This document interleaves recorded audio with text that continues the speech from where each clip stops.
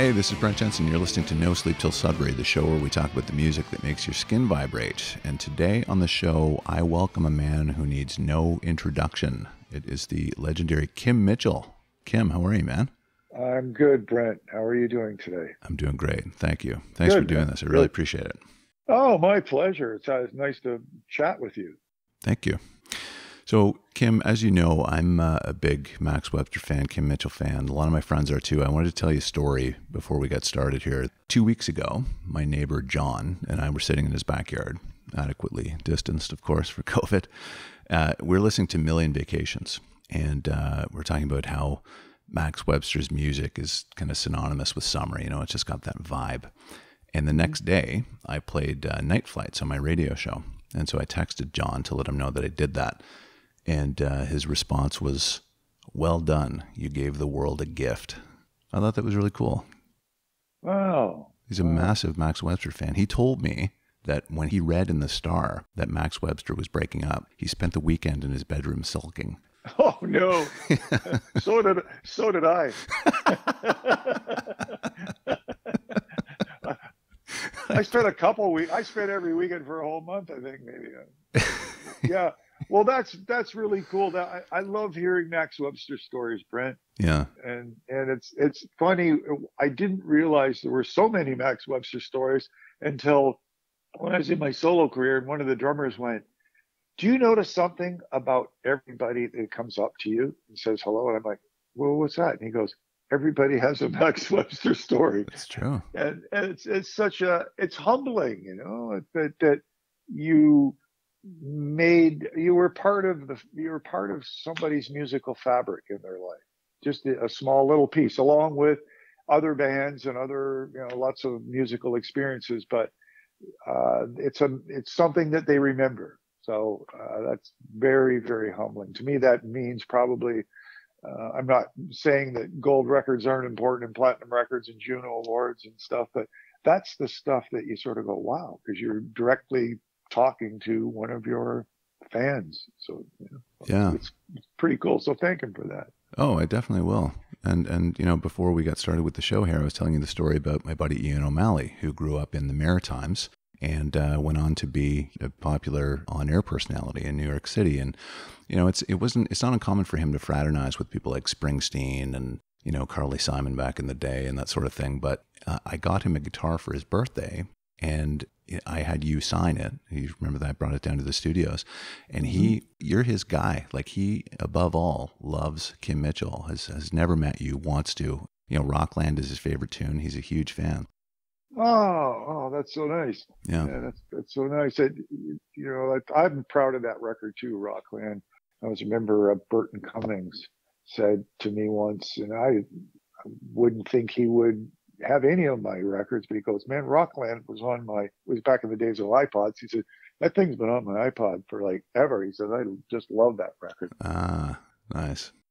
Yeah, well, that's cool, and congratulations on his career. That's great to do so well in New York City. That's the big place. Oh yeah, not bad for a kid from the Maritimes. Yeah, whereabouts in the Maritimes? He was from Prince Edward Island. Okay. And he told me he started out doing, you know, the local radio station 3 a.m. playing Helen Raitt records, you know, and just kind of packed it all in and said, I'm gonna give it a shot, and moved to New York and made it. It's an incredible story. Wow, really. Isn't that great? Isn't that fantastic? Wow. Yeah, jump in, you know, take the shot. It's great. Yeah. I played Canada so much. I'm sure I've been to Charlottetown maybe 30 times. But I know I've toured across Canada like at least 40 times. So. Wow. Sure. Yeah, at least. Somewhere between 35 and 40 tours. Yeah. In the summer times, I remember relatively recently, you know, doing a lot of summer stuff all over the place in Canada, right? Yeah. I love playing outdoors in the summer, and those small town festivals, the rib fests and the corn fests and the whatever fest it is. And they're just great. Yeah. Put those things that are put on by the city sometimes. And it's always an awesome night. Yeah. So Kim, on June 26, you released a new single called Wishes. and it's from a forthcoming new album called The Big Fantasize. This is your first new record now in 13 years. From, I think it was 2007 that you released Ain't Life Amazing, right? So it's been a little while. The new song Wishes was written over a number of years too, I think, wasn't it? Yes, it was. You're right. It was a poem 10 years ago that I stumbled upon by chance in a waiting room. I can't remember if it was a dentist or a doctor, but you can picture that waiting room thing when you look over and you go, I guess I'll read something. And it's usually out of date magazines and stuff like that. That it was a book of poetry, and I would never pick up a book of poetry, but I did. And first page I opened up to, it wasn't page one, it was just somewhere in the middle. It was this poem Wishes, and I started to read it and immediately got hooked by it, thinking, oh, I'd love to write a song with this poem. And so I ordered the book. 10 years ago, did Amazon even exist? I don't think so. That part's missing, Brent. How did that book get to my door? But anyway, I ordered it, and shortly after I received the book, I ended up getting the music to Wishes in the verses. So I sort of had I came up with this part.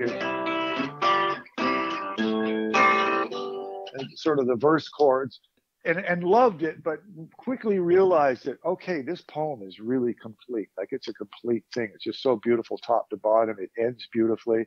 But as a song now, it's in music. It's not, or at least my music, it doesn't feel complete. It feels like it still needs a couple things, a middle musical deviation, a chorus. It took me till about 5 months ago to finish it. Wow. And yeah. But I didn't work on it every day. It was one of those I've been telling people lately that I felt like the song's roadie, that I would check in with it once in a while and go, should we work together today? Or you got anything? And I would try a couple things and it would be like, no, that's not it. I felt like the song was telling me, no, that's not it. Go away. I'd leave it for a couple months and just sort of that sort of thing. And a couple times I left it for a couple of years, actually. I just completely forgot about it. And then 4 months ago, I wanted it on the record, this new record. And I went, okay, look, I wonder if I can finish this. And I stopped playing guitar at the end of the first verse. And I just kept singing a melody that might work for a chorus. And just went, wow, that feels really natural. That feels like it belongs. And in an hour, I had the song finished. And I sort of chuckled to myself. Well, that took a little time, didn't it? But it felt complete, and I was really proud of it. So I guess the moral of the story is, for a songwriter, if you love a song, if you believe in a song, keep at it. And there's always the other side of the mountain. For that tune. That's how it came about. And, when I listen to Wishes, there are some unmistakable Mitchell-isms in there, like the same ones that I hear in a lot of your earlier stuff. So like the vocal melodies. And in Wishes, I hear that same sentiment that I hear in Patio Lanterns. The same kind of contemplation. And it's a look back. There's a genuine sincerity that comes across in that. Sure.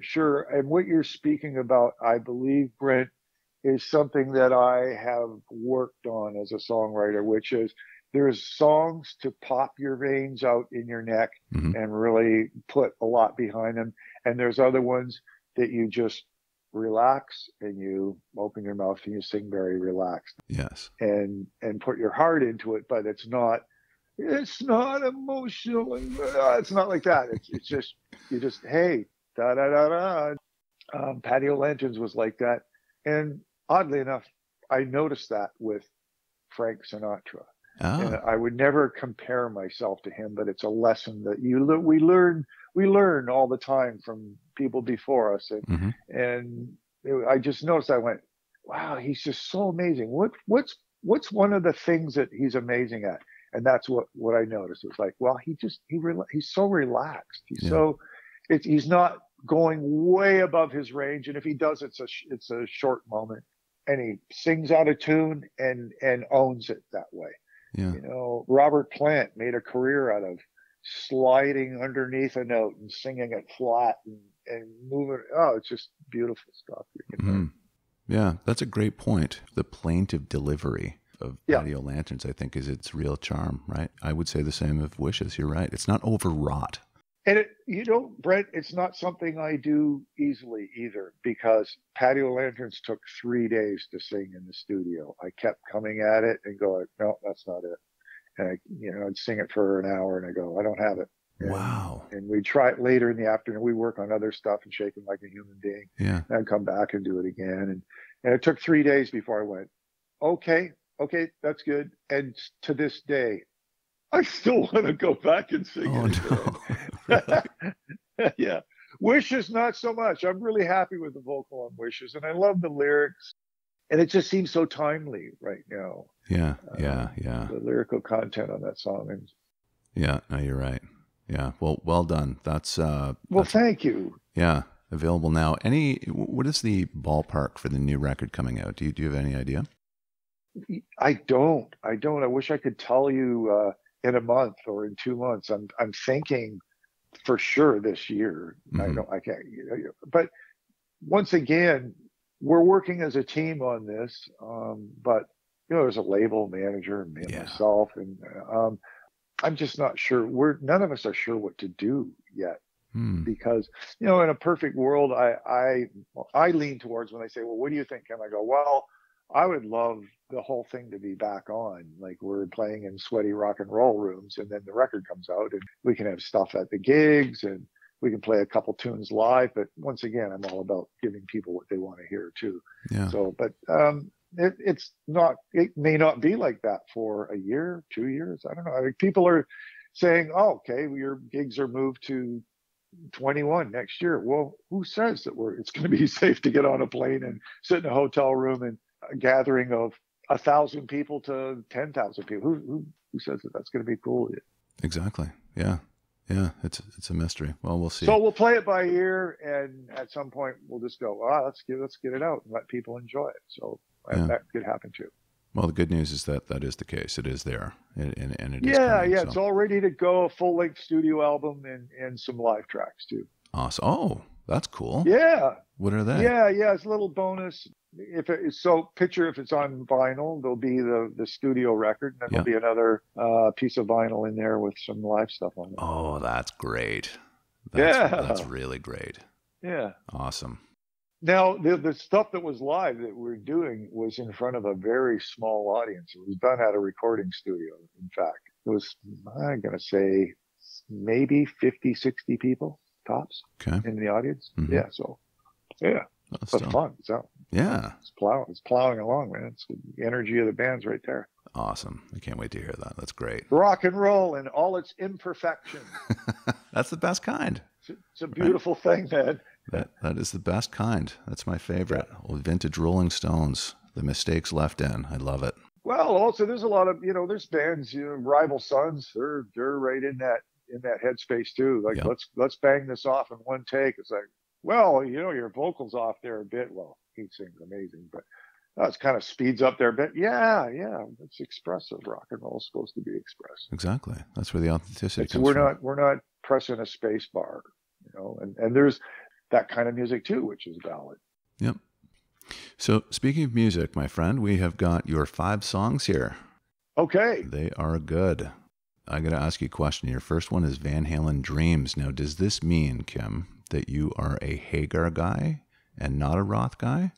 Well, I'm both for different reasons. I loved Roth, the sort of circus classic. Those tunes were iconic. Mm-hmm. But I think people got to hate on for Sammy Hagar because it wasn't Roth or something. But there's some really beautiful grown-up rock and roll writing, mm-hmm. from Pound Cake to When It's Love to, there's some undeniably some great stuff too. And a little side note, David Lee Roth, when he left, mm-hmm. and he had Billy Sheehan in the band, I got a telephone call one day from them, and they went, "We're recording your song, Kids in Action, right now. Yeah. Like right now, do you have the lyrics to the second verse? Because we're not getting them right now." I'm like, I kind of dropped the phone for a second. Like, picture that, frostbitten Canadian. All of a sudden, it's like, Billy Sheehan is in the studio right now with Ted Templeman and David Lee Roth and Steve Vai. And what? Yeah. So I'm like, okay, here's the second verse. I could barely talk.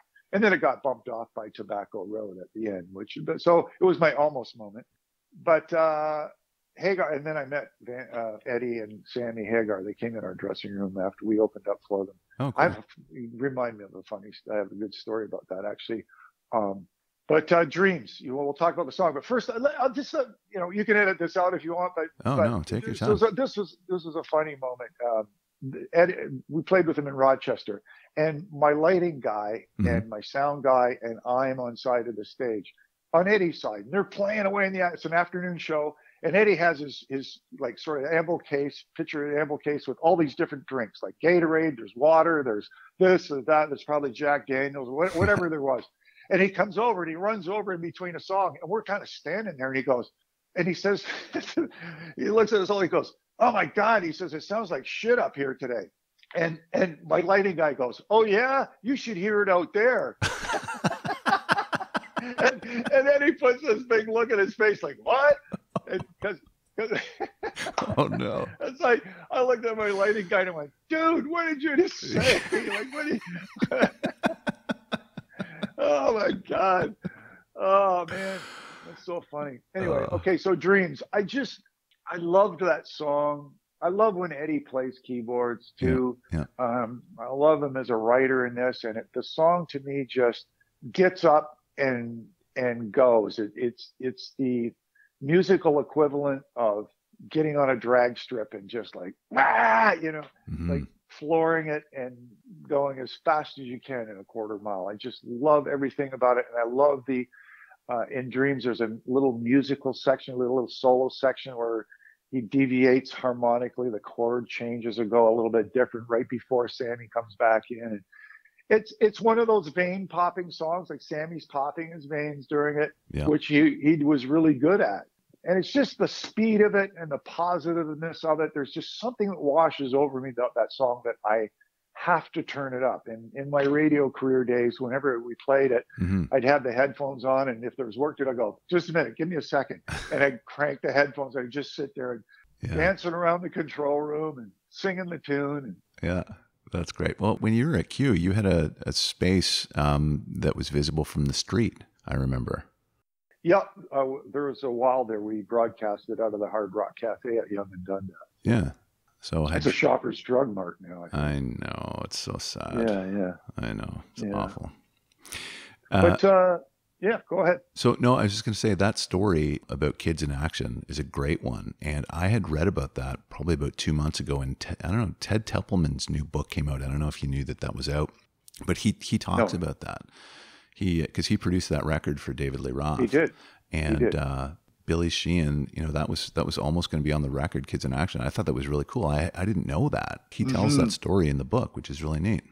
You're walking around. I was the writer. You're walking around all these years and I'm going, man, did that really happen? Like, I don't know.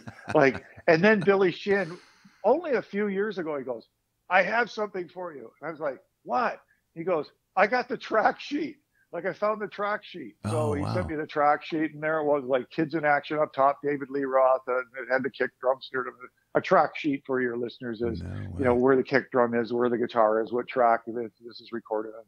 And so I saw the track sheet. I was like, wow, okay. Wow. That's cool. Never heard it, though. I don't know. I'm sure Roth has possessions of all those tapes, and by now I'm sure they would be unplayable. You'd have to bake them and digitize them and stuff like that. But the almost moment, Brent. The almost Hey, moment. man, I did okay. I've been a happy guy. I've been a lucky musician, I feel. So. Oh, Kim. Absolutely. Yeah. Absolutely. Yeah. Next tune, Bonnie Raitt, I Can't Make You Love Me. Mm-hmm. So, well, she didn't write this tune, but it was a couple, I think, Nashville songwriters, but that song stops me in my tracks just from, the chord changes are so beautiful. The lyric is just so beautiful. When I first heard that song, my marriage was breaking up, and it just reached right in, and it would bring a tear to my eye often, and I would get very emotional listening to it. Her opening line, if you have headphones on, the vocal sound and just how it sonically wraps around the music, and I think that's Bruce Hornsby playing keyboards on it too. I believe so. It sure sounds like him. And that everything's back phrase. Bruce Hornsby back phrases, which means he plays behind the beat a lot, and it's just, but he does it so beautifully. And when she goes, turn down the light, I just go, whoa! My hairs raise on my arms every time. Yeah. And the older I get, the hairs raise up on my ears. But wherever else hair is coming out of my nose, but it's just so beautiful. The whole song, top to bottom. I know that song so well that even in the second chorus, I feel the power. When she says that, her voice cracks just a little bit. She sounds like but she just keeps going through it, and it's such a beautiful performance. But I want to also give a respectful nod to George Michael's live version of it. George Michael does the same thing to me when he sings it. He's playing live somewhere, but there's strings, and when he does the same thing, it's just so emotive. It's such an expressive song, and what gets me too, it's such a hard piece. It sounds like it's an easy song, just like turn down the light, but the emotion that it takes to deliver that, and boy, those two just knock it right out of the damn park.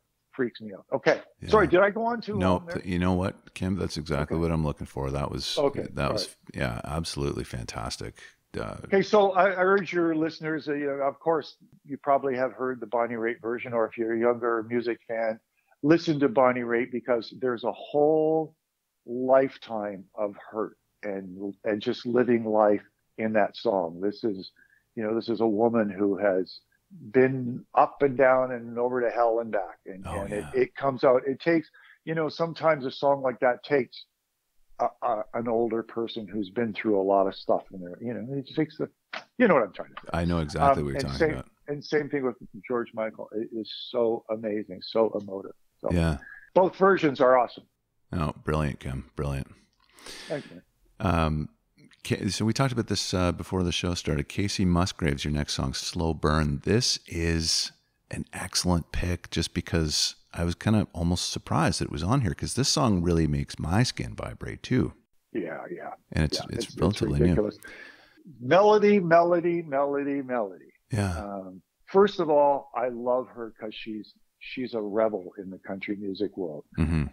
She's not really widely accepted in the tight circle of country music. It's her subject matter sometimes, and just what she sings about, and just how she carries on with her life. But she is such an amazing songwriter, such a talented singer. And I love her guitar playing.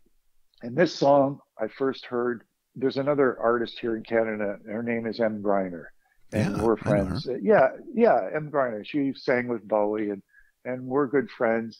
And I was actually down at her place. She lives in St. Mary's, and went down for a visit. And we're just going to be heading out for something to eat, hanging out as pals. We wrote a song together a long time ago, and we're catching up.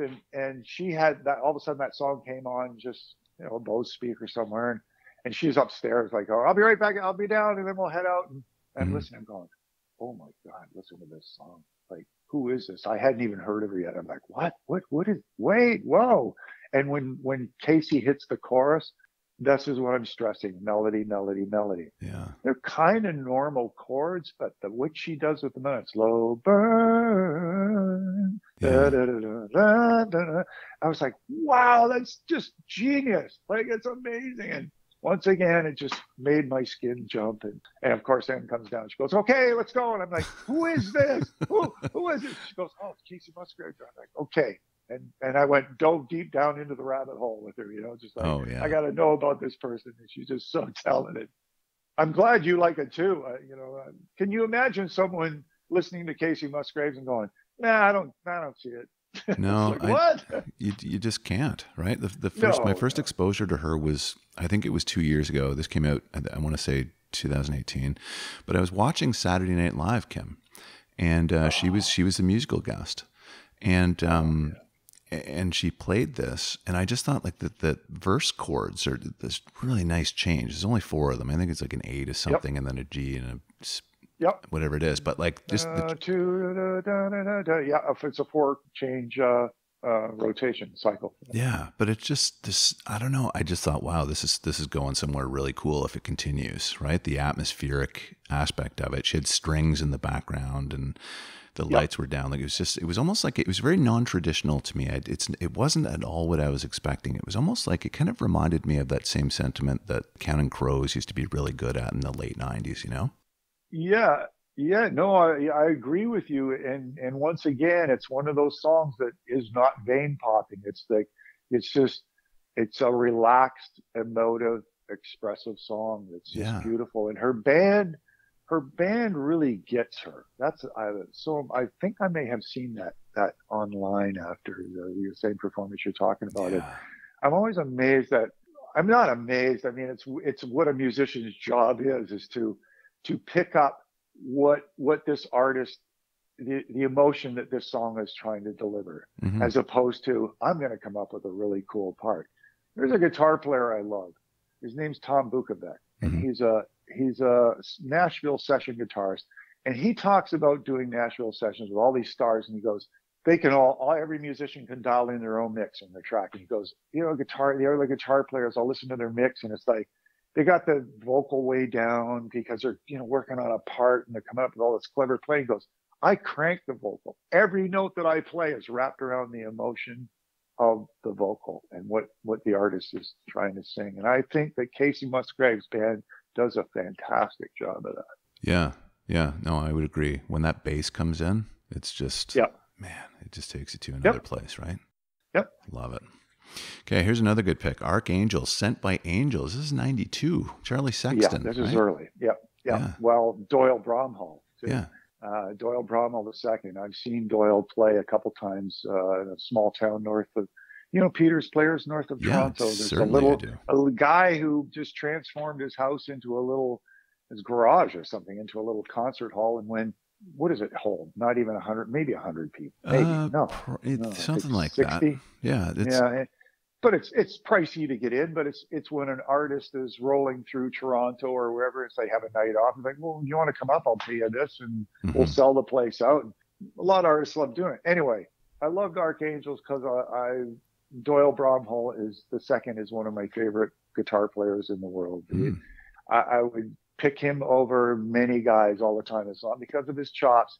It's because of the greasiness in his playing, the phrasing, and he has the most amazing, cool voice, and just, I don't know. It's hard for me to describe this guy. He's just ultimate cool to me. Yeah. I think he could walk into a room with all these major guitar players and just outcool the whole room. I guess that's, but I loved that album, Mark, that I think they only did that one album. They may have done another one, and then they kind of disbanded and off they went doing their solo stuff. But that's part of Double Trouble, right? Yes. Ray Vaughan's Double Trouble. And just loved the natural, organic rockness of that record. Sonically, I love the guitar sounds. I love the writing. It's just a beautiful journey for me. You have those albums that you can put on and listen top to bottom, and there's not one tune you skip. So it's like one of those records that when I put it on, it's rare that unless I'm really distracted by something that I'll go through the whole record. Yeah. Isn't that funny? I had that conversation about 6 months ago with somebody. We talked about records that you listen to every track top to bottom. They're all winners. Like a lot of for me anyway, a lot of the Van Halen records are like that, the early ones, or, like Back in Black or something like that, or a Led Zeppelin record. Yeah. But, yeah. Yep. A cool serious musical journey. That's it, right? And that's the thing about albums, Kim, is that you think back to those days when sequencing was extremely important, and the album told a story about where the artist was at that point in their life. And you could, if you listen closely, you could really kind of get that from it, right? Yeah. Yeah. Yeah. Although you mentioned, I was never a fan of the concept records like Tommy or like what do you call those sort of rock opera kind of deals. It's like not just great songwriting that songs follow each other. I don't need a concept record. I mean, that's cool, but it was not something that I would go, oh, that's great. It'd be more like, well, how's this song standing on its own? How's this standing on its own? That's just my own taste.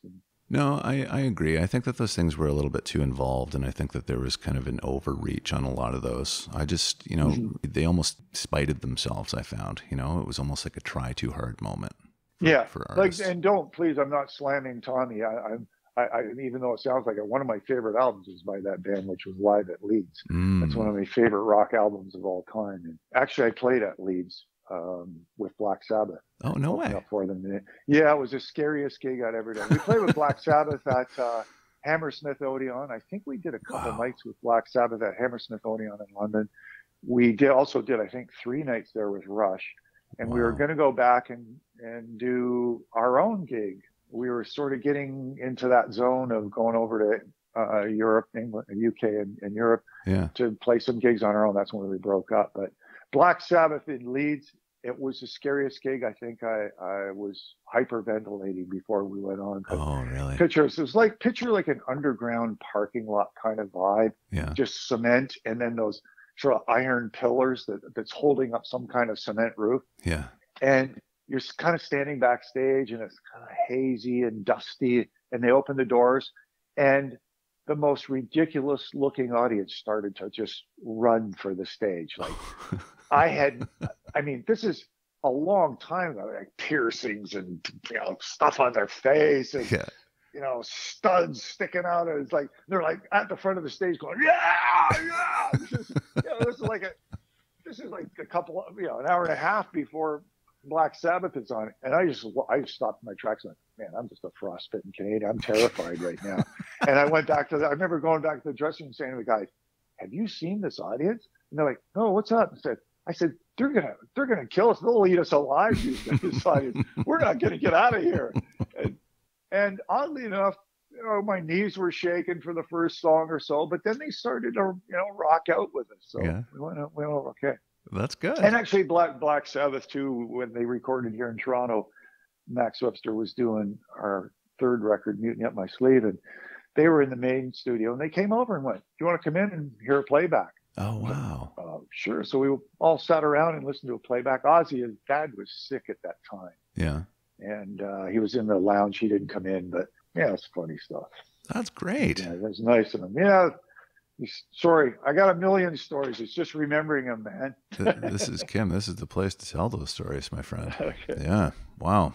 Yeah, that was a neat moment. I remember they cranked it right up to it. It was just, there it was. Tony Iommi's just guitar was just, it's so beautiful and just raw. It was a bed track, right? Nothing sweet, nothing fancy. They just tracked it and went, hey, I can't even remember the song at the time, but it was just, we remember sitting there going, holy shit, man. And they had it just leveled. The speakers were just so loud. It was like, wow, this is so awesome. That would have been probably Technical Ecstasy, maybe, I think, right? Or Never Say Die, one of those 2 records. Yeah. Yeah. Wow. That's great. Yeah. And it's just, they're just people. That's what you keep forgetting. It's like, oh my God, I'm going into here.